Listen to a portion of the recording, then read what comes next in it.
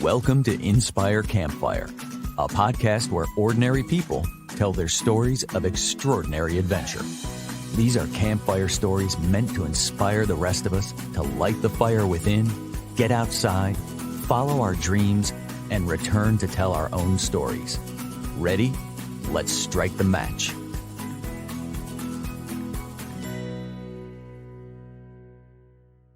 Welcome to the show. I am your host, Scott Wurzbacher, and today we're going to be talking to an adventurer who is also an expert in health, wellness, and mind-body connection. Our guest is Lauren Donahue, and she is a go-getter with a lot of irons in the fire, as I like to say. She's the creator of Unplugged Mornings, a 9-step process to help individuals reconnect back to their true self. She's climbed Mount Kilimanjaro, and she spent almost 60 days living in a cave.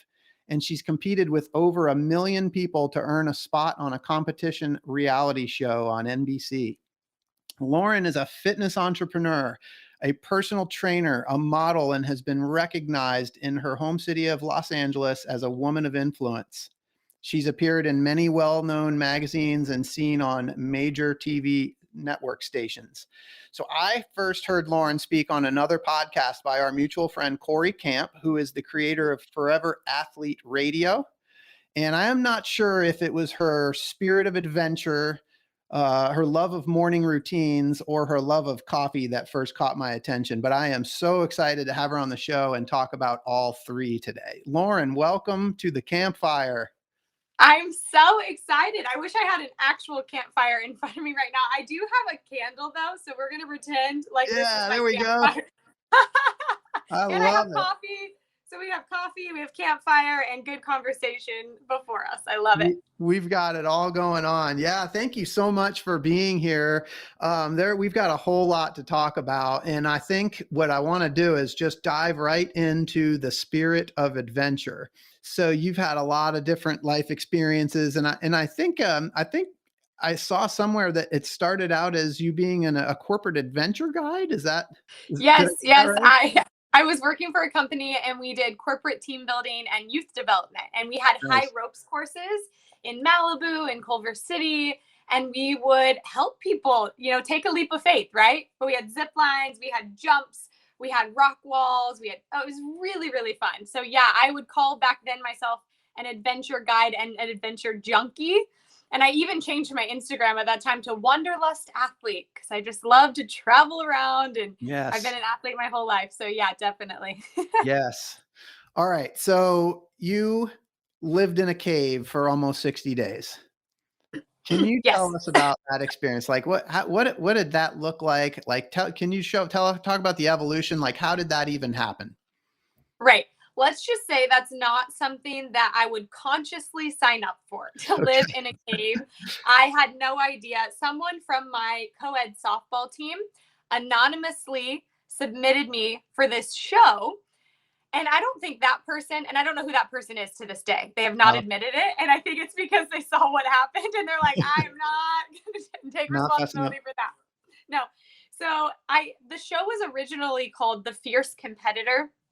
And so my imagination was, I'm going to be competing for $100,000. I'm going to be jumping out of airplanes, hiking big mountains, and come back in the best shape of my life. So that's why I said yes. It was quite the opposite, which makes sense. Cue the name, opposite worlds. So I ended up living in a cave for 60 days instead of traveling the world, going everywhere and coming back in great shape. I became emaciated. I lost 30 pounds. I basically didn't move for 60 days. And it was a wild, wild experience, and exactly where I needed to be at the time to learn what I needed to learn and grow. Yeah. So you thought you were going to do all of these kind of like maybe high adrenaline sort of experiences. And I mean, there had to be a lot of anticipation around that. Like, can you talk about, like, you didn't even know what you were getting yourself into, but you kind of had, some general ideas. Like, can you talk to us a little bit about just sort of that anticipation and sort of the feelings around like, and just the experience of what that sort of buildup and the anticipation was like? I was so excited because at the time I had always wanted to be on The Amazing Race. And for Mm, whatever reason, I thought that's what I had signed up that's what for. you I had in thought mind. that's what I was going to do. So I was really excited. I couldn't wait to see the world. I couldn't wait to have those adrenaline rushes over and over and meet amazing people. And so yeah, I was really excited. I got to a hotel in Louisiana and became sequestered. So kind of sequestered, quarantined to a Mhm. hotel room without a balcony, without a way to open the window. So this was kind of the beginning. So it was really more than 60 days if you count this. I was there for 10 days, not allowed to speak to anybody, not allowed to come out of the room. All technology was taken away. So at this moment, my worldly possessions were starting to be taken away, my Yeah. way to connect with the outside world. No phone, no TV, all that. But I still had my own clothes, my own things. And after 10 days, someone came to the room, blindfolded me, took my clothes off, put on some other clothes, and everything that I owned was taken away. And like I had not one thing, not even chapstick or a hair tie, literally nothing, stripped of all worldly possessions and blindfolded. So I was very confused. I didn't know where I was going.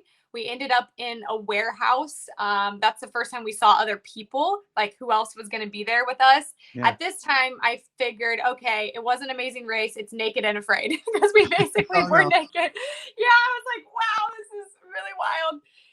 Then we were put back into the vans and driven what seemed like 10 hours away. And the next time the blindfolds came off, we were in a cave and we still didn't know what this meant.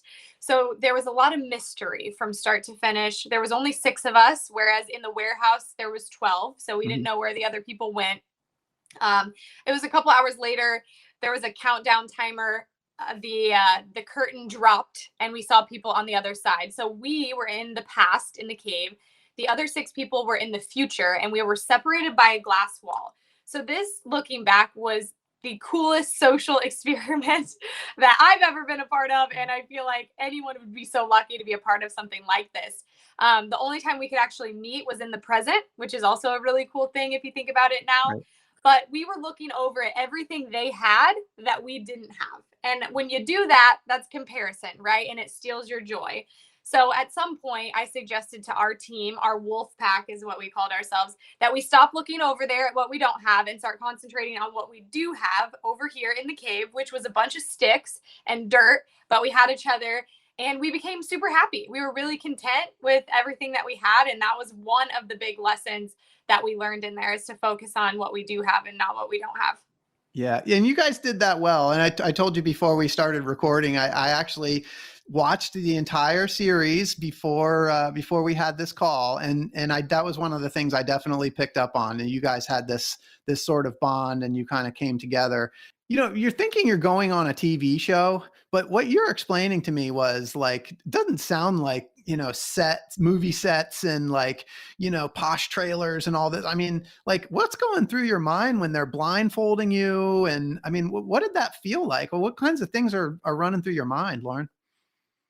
I was scared for sure. Yeah. Scared and confused because I really had no idea what was going on. And it was the first time I felt completely out of control in my life. I feel like we always have a little bit of control over what we're doing. Once we got there, I felt like I was in jail. And I also felt like I was homeless because we were sleeping outside in the dirt. It was freezing cold, and you couldn't ask for a blanket. You couldn't ask for anything that would make you more comfortable, right? Like, I am a high maintenance sleeper. I need my biggest fan to sleep. I need eye mask, earplugs, so many things. So I had none of Mhm. that. So you just had to get comfortable with the uncomfortable very quickly. And it was just a very, yeah, I would say that mixture of being homeless or being in jail. And even in jail, I think you get like 3 warm meals and a pillow or something, right? So it was interesting to be told no over and over, and just know that you couldn't have anything that you wanted. Like, this Yeah. was just a time. And yeah, when you think of a movie or a set, they're like doing your hair and makeup, and you get Yeah. food and pretty much everything you want, you can ask for, and they'll bring it to you. Because I've been in a position like that before. So this was the opposite. It was just, the answer is no. Don't even ask. Yeah. And so I mean, like, legit, I mean, you guys had like a little hole to go to the bathroom in. You guys were just given basically raw foods to eat. I mean, there was like I think in the first episode you guys had to figure out how to make fire. That was pretty cool to watch. Yeah, and that was tough too because the wood that was in there was wet. So it was really Wow. hard to get the fire going. And there were some raw vegetables like carrots and celery. The other things that would be in there weekly would be a dead pig, fish heads. Like these are not cleaned, they're just like chopped in half.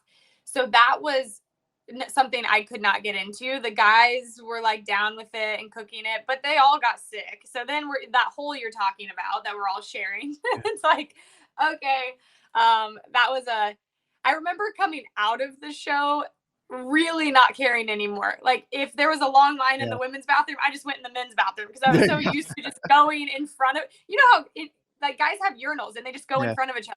Yeah. I, as a lady, started like being fine with that because I had been going in front of everyone for 2 months of my life. And It's that wild. world became my reality. Like the outside world didn't exist anymore. So I was actually to the outside world when I came out, I was very weird and strange for like a year. Of course. Yeah. Of course. So when you first found yourself in this cave, like, can you talk, like, did you feel disappointed? I'm very up for adventure. I'm very curious. I know that wherever I end up is exactly where I'm supposed to be for my evolution and growth. So I found it funny. I kind of laughed like, oh, ha, ha, ha, cute. You thought it was going to be this. And guess what? Life is the opposite of that most of the time, right? We have all these plans and exciting things, and then the rug gets pulled out. And it's really how you show up in those moments is how successful you are in your life, right? How are you going to respond versus react? Because my reaction would be, this blows. This isn't what I signed up for. I want to be in the best shape of my life. But the response is, okay, let's get curious. Why am I here? What could I learn? I bet Yeah. I'm going to learn the biggest life lessons I could ever learn here in this moment because millions of people applied for this show. 30 people were brought to Louisiana and at this hotel, 12 were selected from that. 12 people out of millions were here for some reason. And I knew that all of us were supposed to meet each other at that time in our life too. And my best friend from that show, met her on the show, has lived above me for 3 years, which is so cool. One of the other girls who was in the cave with me hiked Kilimanjaro with me, and we Cool. decided in the cave we were going to hike Kilimanjaro. So I met my best friends, and I've been on other reality shows too. And that is the thing I would say is because you're unplugged from the chaos and the noise of the world, you actually get to plug into the people you're with and you're 100% present. I actually learned what presence means in the cave. And it's whoever you're talking to is the most important person in the world. So Mhm. you right now are the most important person in the world. There is nothing else on my mind that I'm thinking about that I have later. Nothing. I'm present. And I learned that in the cave for the first time because I didn't have any other distractions. So it was really cool because I got to not only be present with myself, but be present with others and really get to know people. Yeah, no distractions. You're not flipping through social media. It's just, it's just you in the cave. I'm curious, how long did that take to get used to? I would say 7 days. Okay. And you realize how much time you actually have in the day. I mean, literally 1 hour felt like 24 hours Mm, because we're not distracted. We're not scrolling on social media. We're not doing any of that. So it just felt like we had so much time, which was beautiful. yeah. And it was time kind of expanded and collapsed. Like we didn't really know day, time, anything like that, but it also then felt like we've been in there for years. So it was like it's such an interesting thing when we don't have a watch or we don't have a phone and we can't keep track. Like when it got light, you woke up. When it got dark, you went to sleep. Yeah, it's wild. And then there's the whole social experiment aspect of it. Cause I wanted to ask you like what, I know what the viewers see as they're watching it, but for you on the inside, like what was that social experiment like? Yeah, it broke me down to my core. I figured out who I was in there. It stripped me of everything I knew. It opened my eyes to things. For example, I thought prior to the show, I was the most grateful person in the whole entire world. I was grateful every day I wake up in California and see a palm tree. I'm still grateful. Doesn't matter if I've been here 13 years. And I would sign all my emails with gratitude, Lauren. And I was like a very grateful Hmm. person. But I realized I take a lot of things for granted, small things. We didn't get to brush our teeth. I love brushing my teeth like 2 or 3 times a day. I like to floss. I like to scrape my tongue. You know, I was using hay to try to floss my teeth and like rub on my teeth. But I realized I take toothpaste and toothbrush and tongue scraper and floss for granted. I take my 18 pillows on my bed for granted. I take my fan for granted, my NutriBullet, my coffee maker. So many things that were so simple and habitual that I do every single day. I was like, wow, we weren't allowed to do any of that. So I realized what actual gratitude was and truly being grateful for every single little thing. And I started a gratitude practice where anytime I started to feel a little funky or a little off, I stop, drop, and write 50 things I'm grateful for. And when I do this with my clients or at retreats, it's very difficult for them to come up with 50 things, but it should be actually really simple because there's so much to be grateful for. So that was something internally that happened. I also didn't necessarily know my purpose or my why for being here on this earth. I thought because I wasn't a professional athlete or professional musician that just God forgot about me, didn't give me a talent. But in there, I realized when I turned off the noise, the chaos, the distractions, that my purpose here, my why is to facilitate relationships so we can live in a more connected world. And how I do that is through retreats, bringing people together, conversations, a conversation like this, right? Someone will hear this. I believe you're only one conversation away from a completely different life. Someone will hear something in here that will inspire them and they'll go do something different because of it and get a different result in their life. And they'll think back to this podcast, this conversation, when you said something that just lit a fire inside of them, right? Lit a campfire inside of them. And so yeah, many, many things happened inside my body through those lessons. I'll say one other really, really big lesson was getting stripped of everything that I owned and realizing that in this life, we actually don't own anything. Everything is borrowed. Our parents, our car, our house, our clothes, everything's borrowed. It can be taken away in the blink of an eye, right? So even thinking about that, like I take care of things a little better when they're borrowed because I know I have to give them back. And so I just started seeing everything in my life as borrowed. I don't own it. I don't own people. And that was a huge lesson for me to know that, to kind of change that, like from that mine mentality, right? Into like ours, like it's all ours. Yes, I love that. And one of the things that just grabbed me that you said you figured out who you were in the cave, and you just explained it very well between the gratitude and the purpose, and then being stripped of possessions and realizing that everything is borrowed. So I'm curious, those are kind of the results, but what was it that got you to that point? I think the gratitude you've obviously explained, brushing your teeth and some of these like daily things that you were taking for granted. But what about like the relationship and that, realizing that your purpose is connecting relationships? Like I love that, but how did you get to that point? I think it was losing everything and going into the darkness, right? The cave is like this darkness. And I feel like I had to go in there because at first when I'm hungry, I'm tired, I'm cold, I'm angry, right? I'm like, this is not how this is supposed to be. I want to be comfortable. And there's all these things that I know that could make me comfortable right now, and I cannot have them. And so having that whole internal battle with myself of, sometimes we're uncomfortable. And sometimes it's in that uncomfortableness that we actually grow. And so I think it was losing all the weight, like losing my mind, losing, and being in this dark space that I was actually able to see the light and come out. And that's where my purpose came, is from that light of lose everything, take everything away, be willing to go into the darkness, and you'll find the light. And so I think that was it for me, is I've never got that quiet or that still or been that unplugged, right? I mean, just thinking about outlets. I plug into so many outlets every single day, like literal and figurative, right? There were goose egg outlets. There were no outlets. There was nothing for me to plug into besides myself. So it was that plugging into myself internally that allowed me to actually see why I'm here, what my purpose is. Yeah. Lauren, what was that light? You said like you got stripped away of all of it, but then the light came forward. Like what was that light for you?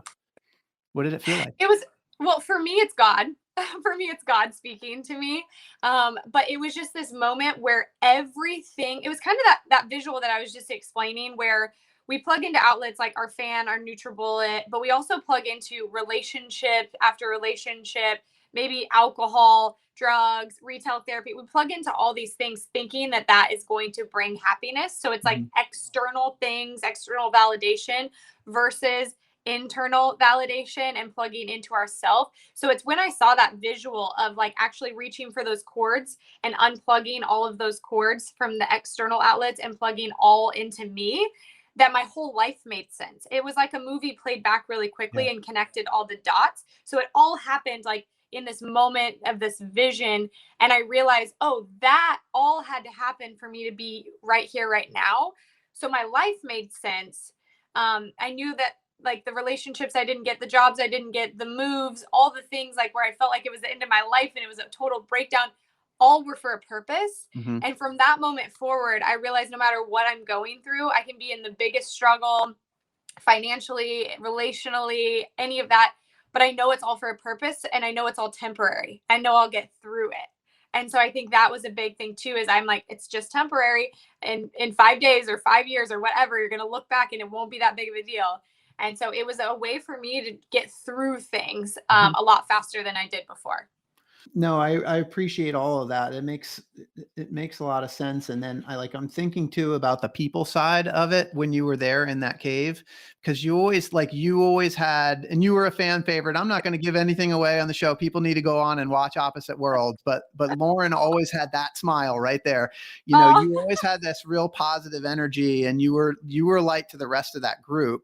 And I think you were somebody that was kind of bringing the rest of the group together, but you were always about like the relationships with the other people. So I'm kind of thinking, you know, what we see is just what's on TV. And that's just the clips, but I know you were there for a lot longer. So I'm thinking like, what did you guys do to entertain yourselves? And how did the relationship side inside the cave, like have an impact on all of these things that we're talking about, the purpose and the possessions and the gratitude? I'm glad you brought that up because that's one of the key things of how I figured my purpose out of being facilitating relationships so we can live in a more connected world, because human connection became really important to me. Then I knew before, like I was doing events and retreats and things prior to this, but I realized that in that cave, we were surviving together. Surviving. The other side was thriving. We were surviving, but that was more important because whatever each person needed, we were there for them. And it made me think of my grandfather. He always used to say, if I told him thank you for something, he would say, I'd do the same for a friend. And when he said that, I felt not special. Like, oh, well, you would do the same for a friend. But what I understand now that he meant by that is whoever is in need at the time is who we're going to all show up for. So if one person tripped and fell and hurt their ankle, all of us are helping that person. If someone's hungry, we're all cooking the food to feed that person. If someone's cold, like this was a real thing. It was so cold. I think it was like -13 at some point, like sleeting ice. We're coughing up blood. We're blue. It's not great. But we all couldn't be by the fire. So there were 6 of us and we would have to rotate throughout the night. So it was like, okay, this person's by the fire. They're thawed out. Now they move to the back of the line. Everyone rolls forward and you just kind of move up. So it's like we were working together as a team. And that led to me realizing how important human connection is. Like we cannot be isolated. We were not meant to do life alone. We were meant to do it together. And it really does take teamwork to survive. We needed every single person doing their part for us to make it through. And that's the same thing outside of the cave too. There's a lot of people in our life that play really important roles. And not one person is going to fill all the roles. And I think a lot of times we do put that on one person, maybe a significant other, partner, business partner, but it's actually a lot of people coming together. So definitely one of the other lessons in there was the importance of human connection. And we found lots of ways to keep ourselves busy. We had fun games with like slap the hand or come up with movie names based on the last letter of the name. So we were coming up with things. We didn't have cards. We didn't have dominoes. We didn't have puzzles, right? But we just came up with any kind of like fun games we knew we could do. Like, hey, we'll do we did like dance games and stuff. We came up with different dances. Super funny. That just came to me. But yeah, we got creative and we kept ourselves very entertained. I mean, it seemed like you guys had fun over there.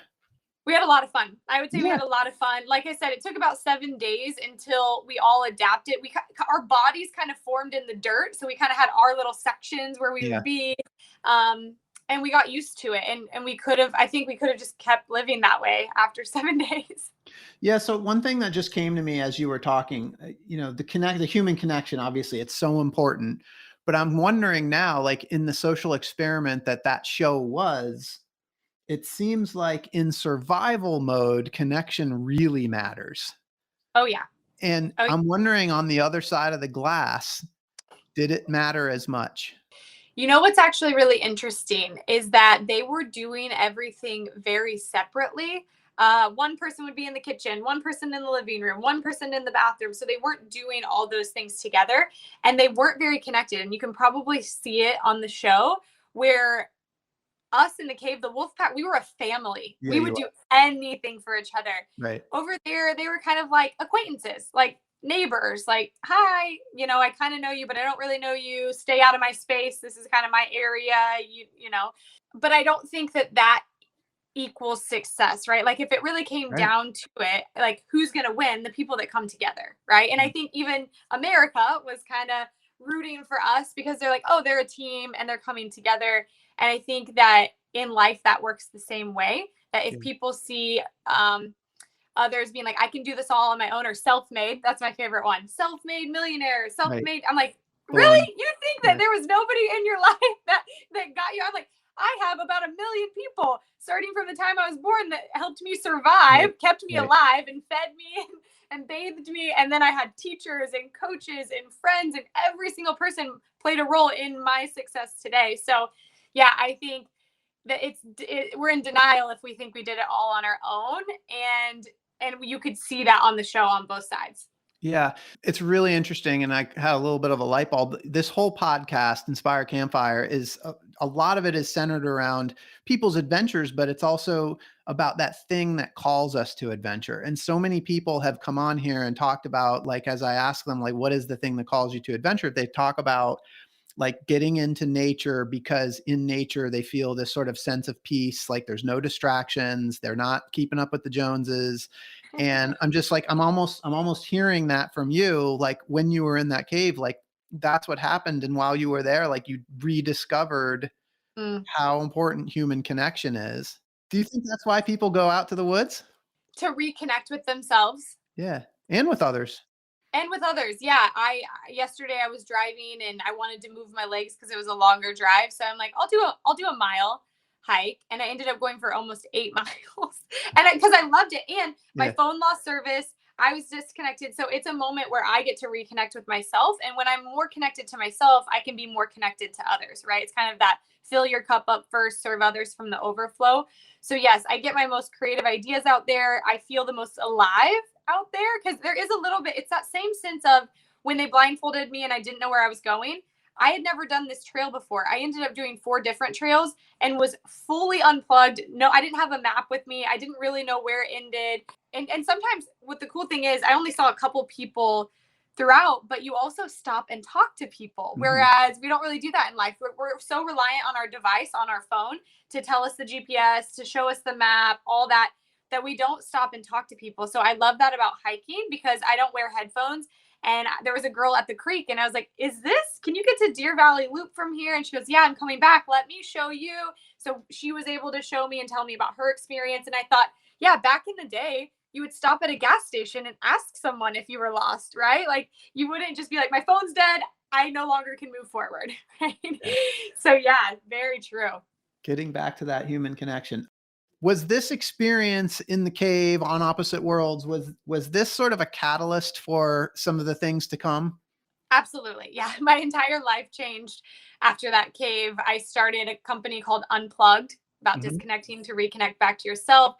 The idea of not being able to plug into anything or any outlets. I would take people to national parks and we would turn our phones off for 4 days and we would just drop in and connect, right? So a lot of what happened in that cave, I recreated in my business and found it to be so valuable and beneficial for people and very transformational. They were like, wow, I haven't ever turned my phone off for 4 days, right? Like ever.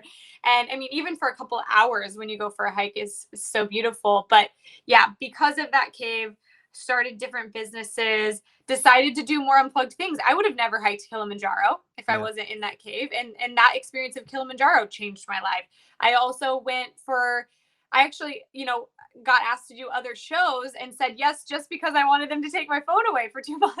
Nice. I'm like, yeah, take my phone. Here's my computer. Everyone else was like upset and crying. And I'm like, take everything. Here you go. And I'm all ready to go. So I then after that have wanted to create more experiences like that for myself personally and for others. So yeah, it completely changed my life. It gave me a new sense of like what actual human connection is, presence, gratitude, what we actually don't own in this life, which is everything. So yeah, I mean, those lessons will never leave me. I'm so grateful for the experience. Had I known what it was, I never would have signed up for it. I never would have said yes. But that's kind of how life works. We get planted and placed in certain areas to grow. And if you're willing to do it and kind of water yourself in the process, then it'll be a pretty beautiful plant that comes out of it, which is you. Takes a lot of courage to just say yes. Somebody nominates you and you just say yes and you go. I mean, was there a choice in this? Was there were there fears and doubts that kind of kept you from moving forward? Yeah, I was very surprised when I got the phone call in the first place that someone had anonymously submitted me for the show. And it was a long series. It was over 6 months of like more calls, producers, all these different things to get to that point. And I kept thinking in my head, if they put me into the next round, then it's meant to be. If they put me in the next round, because I wasn't attached to the outcome of it happening. And even those 10 days in the hotel room, because I had no technology, we did have books and I was reading and I felt like my life already changed so much from 10 days of being disconnected from Mhm. technology. I remember telling God, hey, you can send me home. I've learned so much. I'm a different person. I'll never be the same. Or if there's still more for me to learn, keep me here. And they came and got me. So I was like, all right, I'm supposed to be here. All right, what are the other lessons I haven't learned? So yeah, I highly recommend taking time, silent retreats, going away into the woods. You don't have to do a show or hike Kilimanjaro, but turn your phone off. Yeah. So before the show, were you did you consider yourself a go-getter before the show? Yeah, I think I've always had an adventure junkie spirit, a go-getter. I'm a yes person. Yeah. I've said yes my whole life. I realize too there are certain things, when you're saying yes to everything, you're saying no to someone, which is Sure. you. So I try to make sure that I'm saying yes to things that will expand me, open my eyes, put new lenses on, things like that, and not just yes to everything. But when it comes to travel, adventure, fun stuff, it's usually a yes. You figured out where your priorities are in that cave, didn't you? Oh yeah, absolutely. Core Yeah. values. And now people ask me what my core values are. And you have faith, fitness, I'm like, people, just people. And I know I call myself a relationship billionaire because I just have the best relationships. And that's because I have deep, meaningful conversations and I'm present with the people when I'm with them. So I actually get to know them. And I think that that's just been like a really valuable thing in my life and why I know so many people. People are like, you have so many friends. And I really do. I have my core too that I go to, but I just know a lot of people and I've always had really good interactions with people. I love that you just said relationship billionaire. So I'm going to ask you a question because, billionaire. I mean, so many people, when the word success comes up, like immediately like go to like financial success. That's the first measure. But I'm Mhm. curious for you, Lauren, like how do you define success? Relationships, like the quality of my relationships, who I can count on, who has my back. It has nothing to do with my bank account whatsoever when I think of success. It's like, how do I make people feel? Right? Like after they're in my presence, do they need to take a nap or do they want to run a marathon? Like I hope that they want to run a marathon, start a new business and not need a nap. I want to be a charger, not a drainer for people. And so I measure success on the level, the quality, the caliber of my relationships. That's awesome. And I know that the ventures that you've created after the show and after Kilimanjaro are feeding right into that. So the first one, just to take a minute, your unplugged mornings. Can you just give us a quick overview of that? 'Cause I'm somebody that's just totally committed to my morning routine. It's an essential part of my day. And so Yeah. when you talked about that with Corey, I was immediately that had my attention. Yeah, so after the cave experience, I wanted everyone to have this unplugged time. And I'm like, okay, well, I can't say go do a reality show or hike Kilimanjaro. I mean, I can say that. But what would be available to people every day that's free and accessible and something they can do first thing in the morning, right? So waking up in the morning, you're the most vulnerable. You've been sleeping for 8 hours, you're dehydrated, you got to chug that water real quick. But this is the time where you could reach for your device and see a text message or see an email, something you forgot to do, and be so affected and reactive to that versus, hey, let me wake up, take some deep breaths, drink my water, maybe put a meditation on, journal a little bit, and actually fill up your cup first, like we said earlier, so you can serve from that overflow. So before you plug into the chaos and the noise of the world, plug into yourself. And that same email or that same text message is still going to be there, but you'll be more responsive versus reactive. So you may say, thank you for your patience. I really appreciate you versus, don't you know everything I'm doing in my life right now? I'm so busy. And so, yeah. And so I was like, okay, what's a 9-step process that people can do every morning in 10 minutes or less, right? If you do 1 minute on each of those. And that's where Unplugged Mornings was born. I think I was running when like Unplugged Mornings came to me.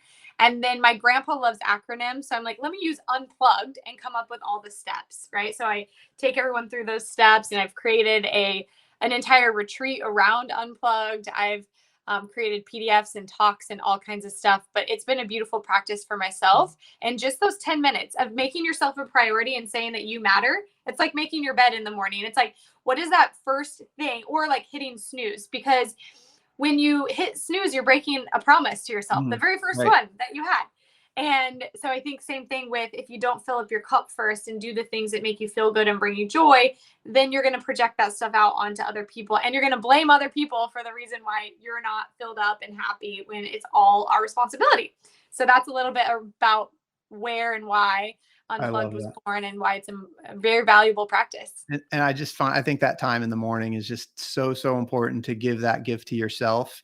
And so people are going to need to come find you online to find out what those 9 steps are and to find out more about the Unplugged Morning. But I got to ask one thing. So we're talking about filling up the cup. So during that morning routine, Lauren, is it okay if we put coffee in that cup? Happy to be here. This is my happy to be here mug. I've got my lolly coffee in there. Drink water first, though. I always say that. Drink your water first. Get that machine rocking and rolling, and then add in your coffee. I drink mine black. I don't put anything in it. And I found that it was the stuff I was putting in it that was actually affecting me more. But I love coffee in the morning to get me going. It's an experience. I love the smell. I love the taste. It gets me in a creative mood. So yes, put coffee in your cup in the morning. So much that your latest venture might have a thing or two to do with coffee. Can you tell us about that? Yes. In March of last year, my Instagram account got hacked, and instead of reacting and freaking out like my mom thought I was going to do, she's like, this is kind of a big deal. This is your entire business, which it was. I had brand deals, and if I can't post, I don't get paid, and I can't promote my stuff. But I just went and I did my Unplugged Morning, and I journaled, I reflected, I was drinking coffee, and in the back of my head, I heard my grandpa say, the cream will always rise to the top. And I looked at my coffee that didn't have cream in it, but I got the quote, the analogy, everything. And he would say, you might not always get everything that you want in life in the timing that you want it to be in. And you see other people get to the quote unquote top before you, and they may very well deserve to be there, or they may lie, cheat, steal, and step on people to get there, and it won't be sustainable long term. But if you have integrity, you tell the truth, you show up, you're a leader, and you're patient, when you get to the top, you get to stay there. So I just, in that moment, was like, coffee. I'm going to do coffee. Like, I love coffee. I drink it every day. It's so authentic. It's so fun to talk about. And what does it do? Bring people together. Hey, want to get together and have a coffee? Want to meet up? Right? So facilitate relationships so we can live in a more connected world. So I decided to do coffee, and I decided to honor my grandfather and donate to Parkinson's Foundation and name my first roast after him, which is the Raleigh Roast. And the name of the company is Lauren and Raleigh, myself and my grandpa put together for Lolly, which happened to be my nickname growing up. So it is all revolving around my grandfather, and I will never quit or give up, because he'll always be in the back of my head as my why, and reminding me that the cream will always rise to the top. The cream will rise to the top. And you're speaking to my heart, because I'm a coffee fanatic, and I will be going online after this to order myself a bag of Lolly coffee. So hopefully our listeners will as well. That's super exciting. And I can't wait to kind of follow that journey and watch the brand grow. Oh, thank you. So, Lauren, I really appreciate you coming on here and talking with us today. This has been really great. So, I think I want to go back to right before the show, when the adventures all sort of started. You Mhm. were somebody that had the courage to say yes to this random nomination that you didn't even know where it came from, and you said yes and you went after it. I'm curious, for those that are listening, if they've kind of felt that call to adventure, but maybe have felt some fears and doubts around, do I do it? Do I not do it? And then they start coming up with different excuses and reasons why they can't. What are your advice for those people? It's in those moments that I said yes to the call to adventure that my life completely changed for the better. So I highly recommend, if you're getting the call, if you're getting the nudge, and it scares the bejeebies out of you, to do it. Because that's it, right? There was a quote I used to read every day that everything you've ever wanted is on the other side of fear. I used to see fear and screech to a stop and turn around and run the other direction. It wasn't until I started seeing fear as my friend and my North Star saying, come this way, follow me. And I actually pushed through and drove through and went through the fear that I really did start getting everything that my heart desired for my life. So I would say if it scares you a little bit and it's not too dangerous, right? Then go for it and see what happens on the other side. Oh my gosh. Everything you've ever wanted is on the other side of fear. Yeah. That's a Make fear great your quote. friend, your North That's a great Star. quote. Run to it. All right. So, last two questions that I ask everybody that comes on the podcast, because they're going to make a movie about your life. And is there an actress that is going to play you in that movie, Lauren? So I thought about this, and I don't really follow. I didn't really watch TV or movies and stuff growing up, so I don't know a lot of actors and actresses. But it would just be a funny one, like Amy Schumer. It would just be humorous. There'd be I a lot love of dad jokes. it. So anyone funny is who would play my role, because I'm just very out of left field. You would never guess the things that I would say. So yeah, someone really funny that's just willing to be themselves and put it all out there. And then you said, what was What the would the name of name the of movie? your movie be? Yeah. The name of my movie would be It's Your Time.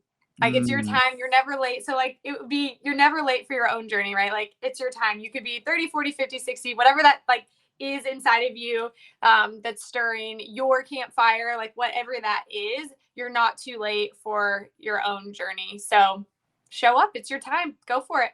great wisdom. I'm going to see that movie for sure when it comes out. Lauren, thank you so much. You've really inspired me. I know you've inspired our listeners. And to those that are listening, I hope you've been inspired today as much as I have. And I hope that Lauren's story has encouraged you to listen to the voice inside that calls you to adventure, because we want to hear your story next. And if you have a story to tell or need a nudge to create one, please send an email to me. And until next time, I want to encourage you to get outside. Thank you for listening. Lauren, thank you so much for being here. Thanks for having me.